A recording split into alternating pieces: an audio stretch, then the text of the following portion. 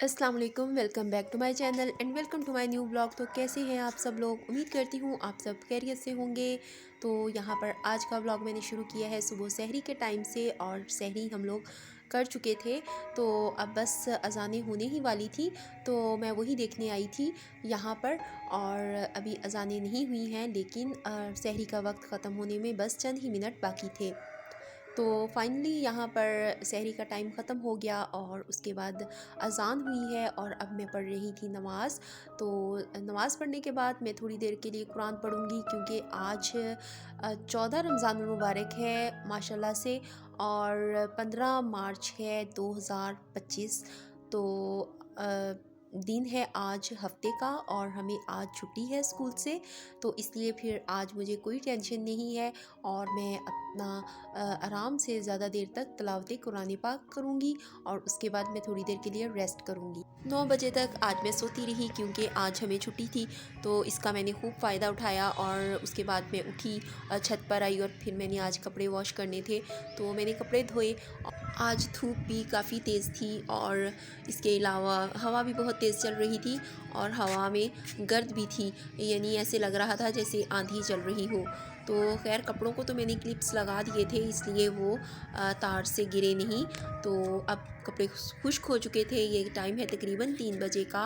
तो मैं अब छत पर आई थी दोबारा से कि मैं कपड़ों को उतार लूँ, क्योंकि अब धूप अगर इतनी तेज़ है ना तो कपड़ों के कलर भी ख़राब होने का ख़तरा है। तो अब इंशाल्लाह नेक्स्ट वीक से मैं कपड़े नीचे ही, यानी टेरेस पे ही फैलाया करूँगी। तो वहाँ पर धूप नहीं होती, तो गर्मियों में कपड़े मेरे वहीं पे ही ड्राई हो जाते हैं। तो बस अब मैंने कपड़े वगैरह तय किए और उनको रखा और उसके बाद मैं किचन में आ गई। तो किचन में सबसे पहला काम मैंने आज किया कि मैंने दाल भिगो कर रखी है और आज मैं बनाऊंगी माश की दाल। तो वो मैंने भिगो दी और फिर आटा भी मुझे गूंदना था। तो काफ़ी दिनों से मैं आटा सहरी के टाइम ही गूंद रही हूँ, यानी अफ्तारी के टाइम में आटा नहीं गूंदती थी। तो सहरी में गूंदती थी तो वही आटा अफ्तारी में भी हमारे काम आ जाता था। लेकिन आज आटा फिनिश हो चुका था सहरी में। तो इस वजह से फिर मैंने अफ्तारी में आटा गूंदा है दोबारा से।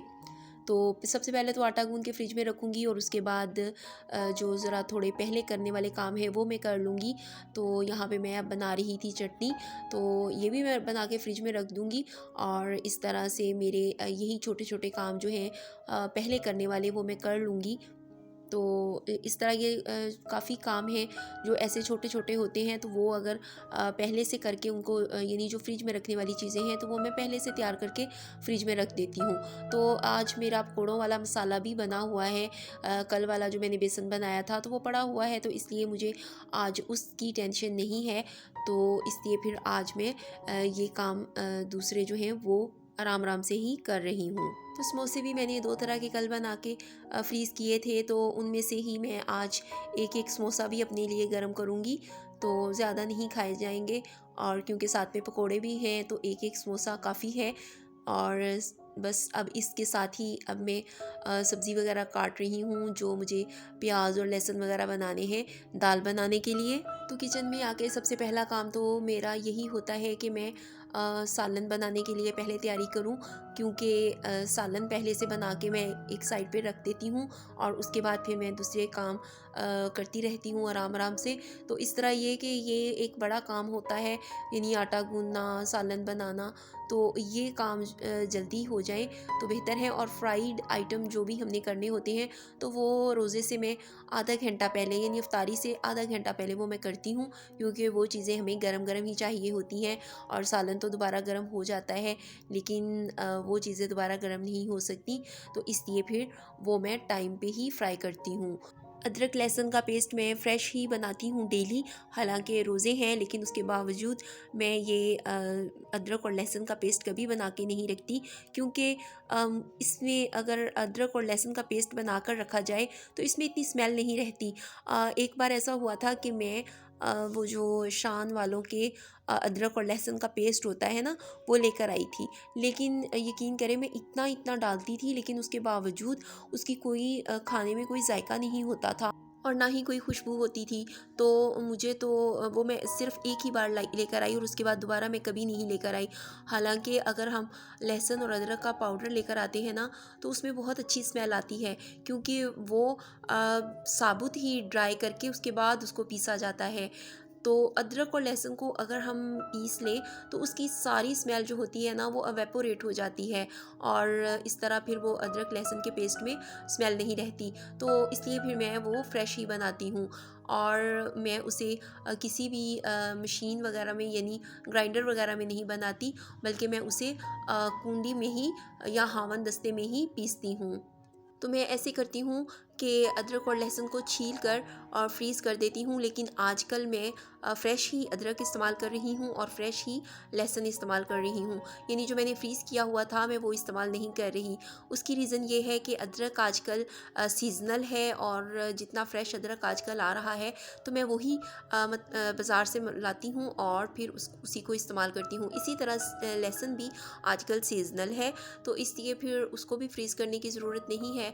तो इसलिए ये दोनों सब्ज़ियाँ आजकल मैं फ़्रेश ही पीस कर डालती हूँ, और जो फ्रीज़ की हुई हैं तो वो पड़ी रहेंगी, वो काम आ जाएंगी। जब हमें ये फ़्रेश नहीं मिलेंगी तो तब मैं वो निकालूंगी, लेकिन पेस्ट मैं नहीं बना कर रखती।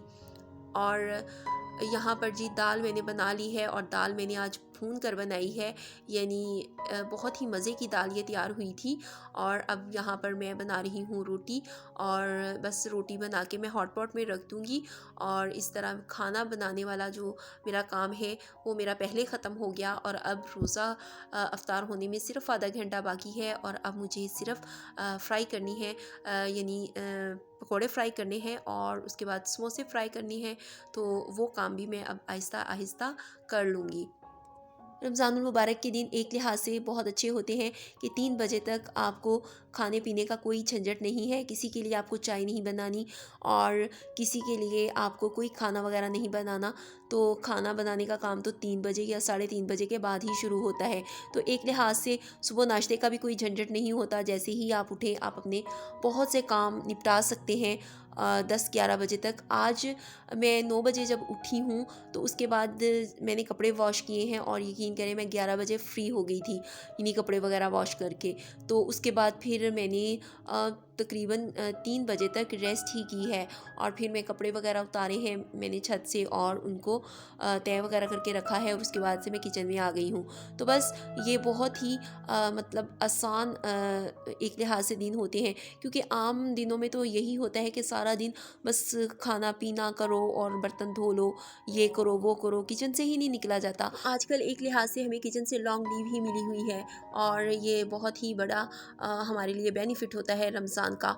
अगरचे अफ्तारी का काम करना काफ़ी हेक्टिक हो जाता है, यानी एक ही टाइम में अगर एक बंदा मैनेज करने वाला है, काम करने वाला है, तो उसके लिए भी बहुत मुश्किल हो जाता है। लेकिन फिर भी ये काम रूटीन जो है वो बुरी नहीं लगती, यानी बहुत अच्छी लगती है। तो यहाँ पर साथ साथ मैं अपने काम भी कर रही थी, और मैंने पकौड़े फ्राई कर लिए हैं, और अब मैं समोसे फ्राई कर रही थी, और एक समोसा अपने लिए और एक अपने हस्बैंड के लिए। बस यही हमारी आज की अफ्तारी है। और इधर मैंने फ्रूट वगैरह भी धोकर रख लिया है, साथ साथ मैं फ्रूट भी काट लूँगी। तो मुझे ये ग्रीन वाले एप्पल पसंद हैं, आई थिंक इनको गोल्डन सेब कहते हैं, तो मुझे ये वाले पसंद हैं। और मैं अपने हस्बैंड के लिए ब्रेड वाले सेब लेकर आई हूँ, जो कि जिनको काला कोल्लू आई थिंक बोलते हैं। तो उनके लिए मैं वो काटूंगी और अपने लिए मैं ये वाले सेब काटूंगी। और बस यहाँ पे हमारी अफ्तारी होती है मुकम्मल। और अब अफ्तारी में बिल्कुल थोड़ा सा टाइम रह गया था, तो बस इसलिए फिर मुझे काफ़ी ज़रा जल्दी थी, तो मैंने इधर ही इनको छीलना शुरू कर दिया है, ताकि साथ साथ में अपनी जो चीज़ें मैं फ्राई कर रही हूँ मैं उनको भी देखती रहूँ। तो बस इसके साथ ही मैं आपसे लेती हूँ इजाज़त, मिलती हूँ अगले व्लॉग में। टिल देन टेक केयर, अल्लाह हाफिज़, bye and thanks for watching.